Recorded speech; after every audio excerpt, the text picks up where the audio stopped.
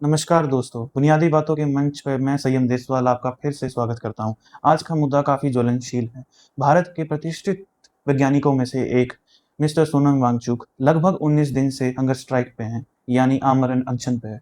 उनकी demand simple सी है कि नीट पेपर लीक और पिछले 5-7 सालों में 70 पेपर लीक हुए हैं, उसकी रिस्पॉन्सिबिलिटी लेते हुए, अकाउंटेबिलिटी लेते हुए हमारे देश के प्राइम मिनिस्टर जी और एजुकेशन मिनिस्टर जी बात करें और एजुकेशन मिनिस्टर जी रिज़ाइन करें।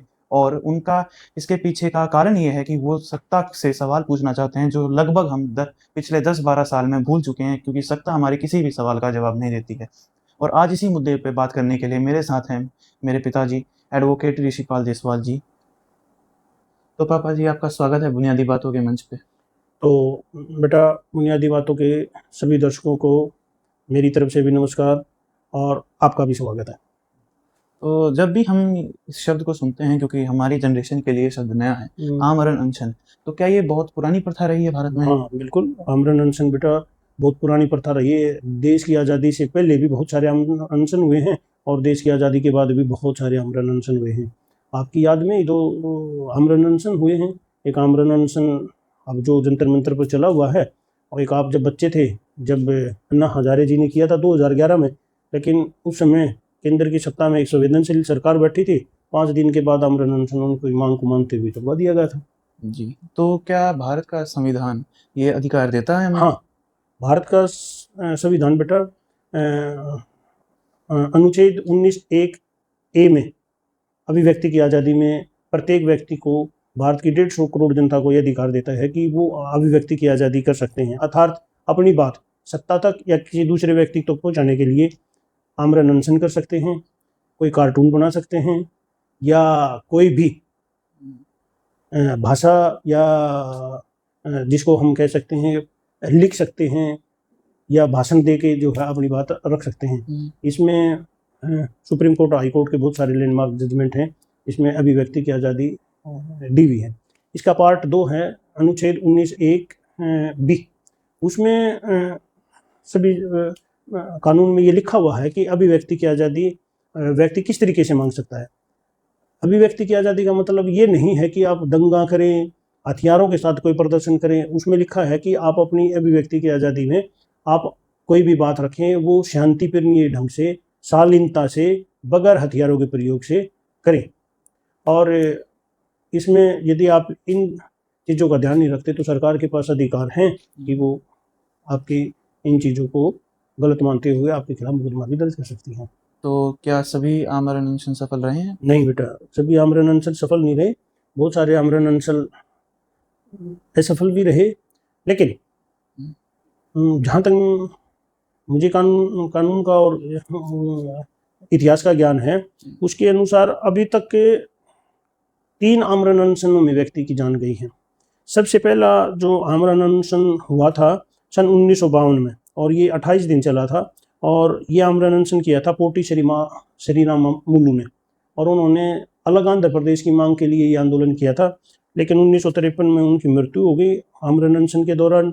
और उस दौरान बहुत सारे दंगे फसाद हुए, और बहुत सारे दंगे फसाद होने के सरकारी प्रॉपर्टी को बहुत सारा नुकसान, और सरकार ने दबाव मान के पंडित जवाहरलाल नेहरू प्रथम प्रधानमंत्री ने 1953 में जो है अलग से आंध्र प्रदेश की स्थापना की थी। दूसरा आमरण अनशन देश की आज़ादी के बाद हुआ 1969 में। 1967 में 1 नवंबर 1966 को हरियाणा बना, तो उसके बाद कुछ हिस्से ऐसे हुए जो पंजाबी भाषा के इलाके थे, और उनको पंजाब में मिलाने के लिए आमरण अनशन किया दर्शन सिंह फेरूमन ने। पंजाबी भाषा के जो इलाके थे उनको पंजाब में मिलाने के लिए, और उनको गिरफ्तार किया गया, और जेल के अंदर उन्होंने जो है 74 दिनों तक आमरण अनशन रखा, और 27 अक्टूबर 1969 को उनकी मृत्यु हो गई।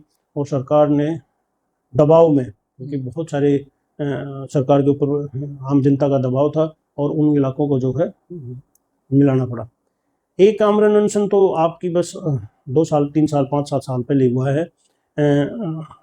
ये बड़ी दुख की बात है कि एक हमने बहुत ही होनहार व्यक्ति को, GD अग्रवाल जी को आमरण अनशन में खो दिया, और सरकार ने उनकी बात को नहीं माना। और उनकी सिंपल सी मांग थी, गंगा साफ होनी चाहिए। गंगा में जो खनन माफियाओं का, सत्ताधारी खनन माफियाओं का कहूँगा मैं, सत्ताधारी जो खनन माफियाओं का जो कब्जा हुआ है, उसे उनको आज़ादी मिले, और ऐसा कानून बने कि गंगा साफ हो, गंगा अवरुल बहे, जो ब्रिज या बांध बने हुए हैं उनसे अवरोध करके गंगा को ना रोका जाए, लेकिन उनकी मांगों को नहीं माना गया। बीच में जो आज हमारे उस समय भी सड़क परिवहन मंत्री थे श्री नितिन गडकरी जी, श्री जी डी अग्रवाल जी से उनकी बात हुई, क्योंकि आप देश की 100-150 करोड़ जनता जानती है ये सरकार आश्वासन देती है और कानून नहीं बनाती। तो उन्होंने आश्वासन को ना माना और उन्होंने कहा कि पहले कानून बनाओ, और कानून नहीं बनाए गए और उनकी आत्मा आज भी भटक रही है। उस विषय पर सरकार ने कोई संवेदनशीलता नहीं दिखाई और उनकी मृत्यु हो गई। चलिए, अभी एक लेटेस्ट न्यूज़ आई है कि दिल्ली हाई कोर्ट ने कहा है कि सोनम वांगचुक जी की जो जीवन है वो देश के लिए काफ़ी ज़रूरी है, जो कि सच भी है। तो उनको फोर्स फीड करने के ऑप्शन के बारे में सोचा जा रहा है। तो क्या किसी को इस तरह फोर्स फीड किया जा सकता है? हाँ बेटा, भारत के कानून अनुच्छेद 21 में राइट टू लाइफ का प्रावधान है। जब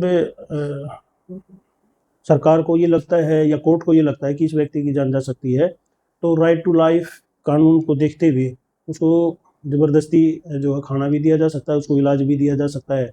और यदि ये लगता है कि इनकी मृत्यु से दंगे भड़क सकते हैं या देश को, प्रदेश को या आम जनता को नुकसान हो सकता है, तो सरकार राइट टू लाइफ के जो अनुच्छेद 21 में प्रावधान दिए उसके अनुसार उनको ज़बरदस्ती वहाँ से उठा भी सकती है और आंदोलन और अनशन का जो मैदान है वो खाली करा सकती है। चलिए, लीगली तो शायद ये सही है, पर बात करते हैं मोरालिटी की।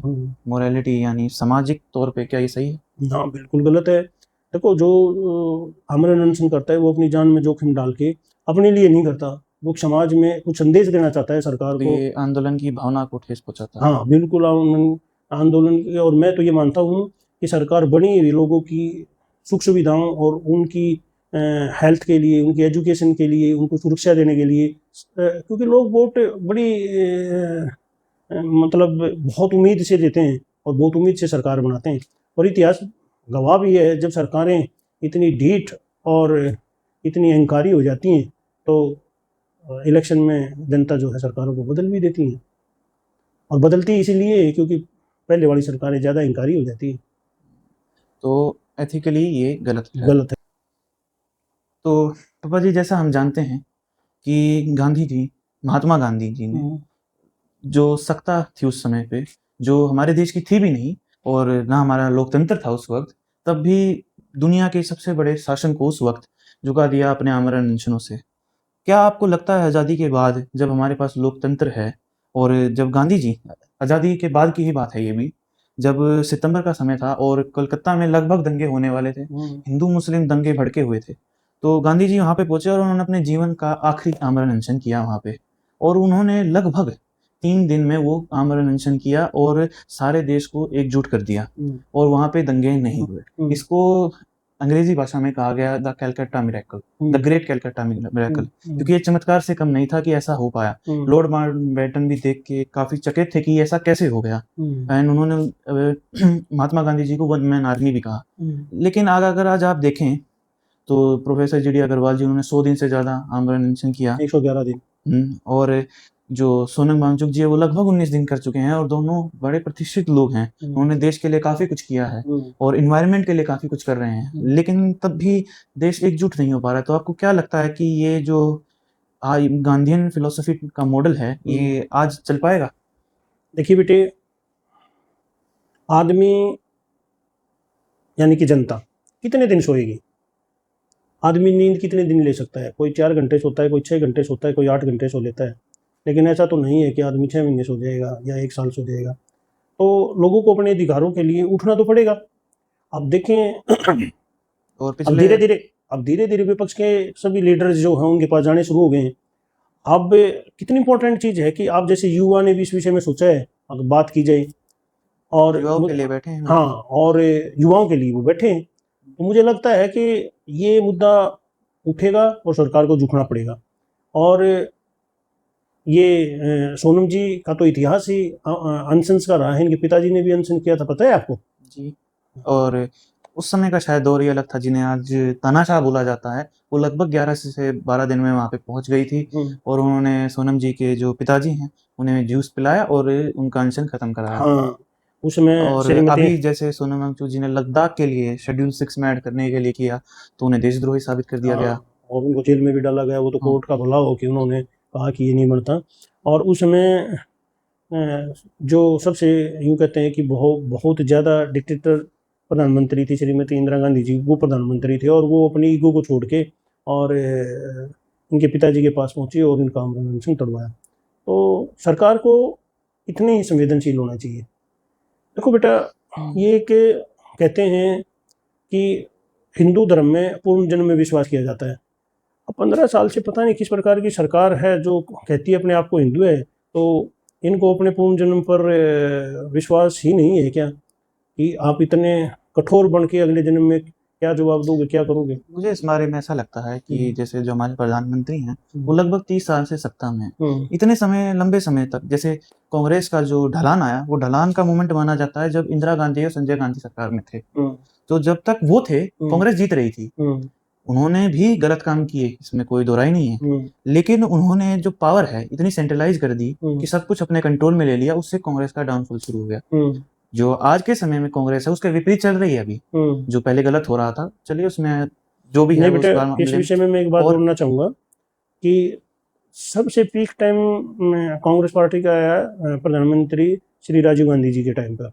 इतनी सीटें पंडित जवाहरलाल नेहरू जी ने भी नहीं जीती थी, इतनी सीटें वो सिंपैथी की थी। हाँ, चाहे किसी भी तरीके से हो। तो मौजूदा सरकार भी तो पर सिंपैथी की वोट ले रही है, कभी हिंदू मुस्लिम कर देती है, कभी फौजियों के नाम पर लेकिन वोट देती है। सवाल ये है कि कांग्रेस कभी उस लेवल पे वापस आ नहीं पाई, क्योंकि फिर गठबंधनों का दौर आ गया उसके बाद। गठबंधनों का क्षेत्रीय पार्टियों ने जो है वो 2014 तक तो गठबंधनों का ही दौर था। दौर था। नहीं, गठबंधनों का दौर तो अब भी है, बस वो ये है कि पहले गठबंधन देश में राज चलाने के लिए लोगों की सुविधाओं के लिए किए जाते थे, और आज गठबंधन जो है वो डरा के धमका के पार्टियां तोड़ के किए जाते हैं। फर्क कितना है? लेकिन हमारे प्रधानमंत्री जी, जो मेन बात थी, 30 साल से सत्ता में हैं। इतने साल से जब आप सत्ता में होते हैं तो आपके पास चाटुकार बहुत हो जाते हैं। हाँ। और एक शेर है इसके बारे में, कहें तो बता देता हूँ हम्म, कि सारे शहर को लगा के आग बादशाह ने कहा, आज उठाए तमाशे का शौक। सारे शहर को आग लगा के बादशाह ने कहा, आज उठाए तमाशे का शौक। सर झुका के सारे शाहपरस्त बोल उठे, हुजूर का शौक सलामत रहे शहर और बहुत। अरे वाह, बहुत बढ़िया बेटा। और आप देख सकते हैं, सत्ता के चाटुकार इतने हो गए हैं इस देश में, और आप सत्ता के खिलाफ एक बार बोल दीजिए, लोग आपको एंटी नेशनल बोल देंगे। लोगों को ये समझाना भी असंभव हो चुका है कि सरकार के खिलाफ बोलना, देश के खिलाफ बोलना, दोनों अलग अलग चीजें हैं। नहीं, अब पता है क्या बेटा, देखो कोई चीज़ का फायदा होता है तो उसके नुकसान भी होते हैं। सोशल मीडिया पर, मीडिया में आपको समझाया ही जाता है कि आपने यदि किसी पार्टी को वोट दे दिया ना, और उस वोट देने के बाद यदि उस पार्टी के खिलाफ आप सुन नहीं सकते क्योंकि आपकी ईगो हर्ट हो जाएगी।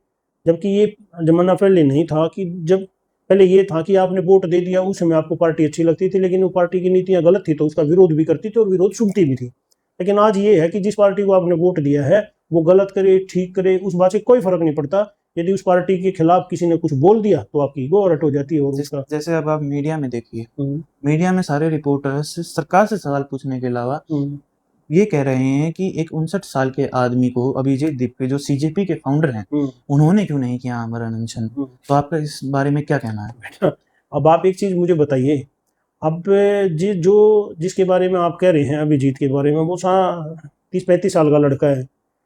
अब उसके आमरण अनशन से सरकार को क्या फर्क पड़ेगा जब इतने बड़े वैज्ञानिक के मृत्यु पे कोई फर्क नहीं पड़ रहा। जीडी अग्रवाल जी मर गए, उससे कोई फर्क नहीं पड़ रहा। वांगचुक मर जाए, उससे कुछ नहीं फर्क पड़ना।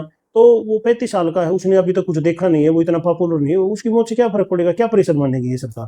कोई फर्क नहीं पड़ता। हाँ, खैर मैं ये नहीं मानता कि वो बोल रहे हैं, वो उनके 15 करोड़ बोल रहे हैं जो उन्हें सैलरी में मिलते हैं। और खास बात ये है कि वो सरकारी चैनल पे खड़े होकर ये सारी बातें बोलते हैं। इसके बारे में मैं एक आपको और पुरानी बात याद दिलाना चाहूँगा कि एक बार क्या हुआ, पंडित जवाहरलाल नेहरू जी कोई पत्रकार वार्ता में बात कर रहे थे। हालांकि अब प्रधानमंत्री ने 14 साल से कोई पत्रकार वार्ता तो की नहीं है ताकि कोई उनसे सवाल पूछे, चलो वो एक अलग इशू है, हर आदमी का सत्ता चलाने का तरीका अलग होता है। तो उसमें सभी पत्रकारों ने सरकार के गुणगान करने शुरू कर दिए पंडित जी के सामने। तो शाम को पंडित जी ने मंत्रिमंडल की बैठक बुलाई और उन्होंने कहा कि इस बात की तहकीकात करें कि सरकार अच्छी नहीं चल रही है। तो सभी मंत्रिमंडल ने और ब्यूरोक्रेट ने उनको कहा कि सरकार अच्छी क्यों नहीं चल रही है। तो उसने कहा कि जब तक सत्ता से सवाल ना पूछा जाए तब तक ये मानो कि सत्ता अच्छी नहीं चल रही है। तो ये मानता थी उनमें। जब तक आप सत्ता से सवाल ही नहीं पूछोगे तो जनता के मुद्दे कहाँ से उठेंगे, और जनता के मुद्दे जब तक नहीं उठेंगे जनता को लाभ या जनता को फायदे कैसे हो सकते हैं। जी, तो आपको क्या लगता है ये प्रोटेस्ट सक्सेसफुल हो पाएगा? मुझे लगता है बेटा ये जो है अनशन जो है बिल्कुल सफल होगा। जनता उठेगी और सरकार को झुकना पड़ेगा। आपने पीछे भी देखा होगा किसान आंदोलन में 700 किसानों ने शहादत दी, और कभी उनको आतंकवादी बता दिया गया, कभी खालिस्तानी बता दिया गया, कभी कुछ बता दिया गया, कभी कुछ बता दिया गया। और सभी चाटुकार, सभी मीडिया कानूनों को ठीक बता रहे थे, और जैसे ही माननीय प्रधानमंत्री जी ने कानूनों को वापस लिया तो उन्हीं चाटुकारों ने उन कानूनों में कमियां गिनानी शुरू कर दी। तो बात आपकी है, खुदा खुदा खुश होना चाहिए, जनता कहीं भी रहे। सही कह रहे हैं। तो आप तो अंत में आप इस देश के जो आपकी उम्र के भी लोग हैं, क्योंकि ये प्रोटेस्ट यूथ के लिए है, सोनम वांगचुक जी ने भी और सभी लोग यही मानते हैं कि यूथ ही इस देश का भविष्य है। तो आप सभी देश के निवासियों से क्या निवेदन करना चाहेंगे? अंत में क्या कहना चाहेंगे? अंत में मैं एक कवि की 4 लाइनें हैं वो बताना चाहूँगा आपको। अंत में मैं सभी दर्शकों को और आप नौजवान लोगों की पीढ़ी को एक ही बात कहना चाहूँगा, रण में जो हार मान ले वो वीर नहीं है, बुझा न सके जो प्यास वो नीर नहीं है, और कुर्सी पर बैठे नेता किसी भ्रम में ना रहें, सत्ता किसी बाप की जागीर नहीं है। सत्ता किसी के बाप की जागीर नहीं है। तो सभी को धन्यवाद आज बुनियादी बातों के मंच पे हमसे जुड़ने के लिए, और आप लोग भी किसी ना किसी तरीके से सोनम वांगचुक जी को अपना समर्थन दीजिए, सरकार से सवाल पूछिए, क्योंकि अगर हम देखें तो पिछले 12-14 साल में एक नया ही तरह का भारत में दौर आ चुका है कि सरकार से सवाल पूछना एक तरह का क्राइम हो गया है, और सरकार भी नए नए नियम ला रही है ताकि हम सवाल कम पूछें। और मीडिया तो आप सभी जानते हैं, उसके बारे में तो कुछ कहने की ज़रूरत ही नहीं है। सो सभी को धन्यवाद।